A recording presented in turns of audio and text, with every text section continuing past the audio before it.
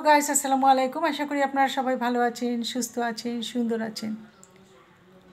আমি আবার আপনাদের মাঝে উপস্থিত হয়েছি ছোট্ট একটা গল্প করার জন্য। তা যদি ভালো লেগে থাকে সাবস্ক্রাইব করে বেল বাটন টিপে দিন। সম্মান রাখতে চাইলে কিছু জায়গায় চুপ থাকতে হয়। যেমন পরিবারের ঝগড়ার কথা বাইরে কাউকে বলতে হয় না। যখন কেউ আপনার মন খারাপের কথা বোঝে না, আপনার অনুভূতি বোঝে না, তখন সেখানে ক্ষিপ্ত না হয়ে সেখান থেকে সরে আসুন। আপনার মনটা কেন খারাপ হয়েছে, আপনার অনুভূতিটা কী, সেটা যখন কেউ বুঝে না, যারা বুঝে না তাদের কাছ থেকে আস্তে করে সরে আসাটাই নিরাপদ। তাহলে হয়তো আপনার ভালো লাগতে পারে। যখন কোনো মূর্খ তর্ক করে তখন তার সাথে তর্ক না করে চুপ করে থাকুন। কারণ মূর্খরা তর্ক করে, তাদের সাথে তর্কে কেউ জিততে পারে না। কারণ মূর্খরা না বুঝে তর্ক করে, তারা জেনে না জেনে তর্ক করে। তারা ভাবে আমি বেশি জানি, আমি সবচেয়ে জ্ঞানী এবং আমি যা বলবো সেটাই ঠিক। তাই মূর্খের সাথে তর্কে জড়াবেন না। তর্কে জড়ালে আপনি পরাজিত হবেন, আপনার নিজের মান সম্মানটা ওই মূর্খের পায়ে পদদলিত হয়ে যাবে।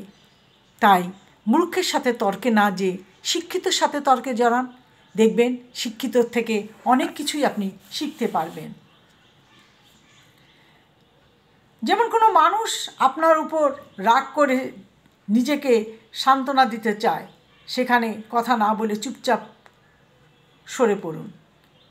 যখন দেখবেন যে কোনো মানুষ আপনার উপর রাগ না করে নিজেকে সান্ত্বনা দিতে চেষ্টা করে, তখন সেখানে কোনো কথা বলবেন না, চুপচাপ সরে আসুন। কারণ মানুষটা তো খারাপ না, সে তার রাগকে নিয়ন্ত্রণ করার চেষ্টা করছে। এক ভদ্রলোক ছিলেন, তার বাসায় তার একটা ছেলে ছিল আর তার ওয়াইফ। ভদ্রলোক একটুতে রেগে যেতেন, একটা কথা দুবার বলতেন। শুনতে শুনতে তার ওয়াইফের অভ্যাস হয়ে গেছে, সে আর এগুলা নিয়ে মাথা ঘামায় না। সে যখন রেগে যায়, একটা কথা দুবার বলে, তার ওয়াইফ তার ধারে পাশে থাকে না। সে কারণে সে আরও রেগে যায়। আমি রেগে যাব, কথা বলবো, তুমি শুনবে না কেন? কিন্তু তার ওয়াইফ তো বুঝে যে এখানে যদি আমি কথা বলতে যাই তাহলে কথার উপর কথা অনেক বেড়ে যাবে।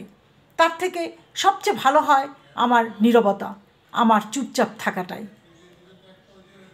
তাই সে চুপচাপই থাকে, কথা খুব কম বলে। তার স্বামী যখন বুঝলো যে তার স্ত্রী তার রাগ দেখলে তার পাশ থেকে সরে যায়, তার ধারে পাশে থাকে না বা সে কথা শুনতে চায় না, তখন থেকে সে ভদ্রলোক, অভ্যাসটা তো হয়েই গেছে, তারপরও চেষ্টা করে এই অভ্যাসটাকে কম করার জন্য, অভ্যাসটা ত্যাগ করার জন্য। তারপর থেকে রেগে গেলে হেসে দেয়, হেসে বলে, আমার অভ্যাসটাই এরকম, তুমি তো বুঝতে পারো, আমি তো বুঝি না।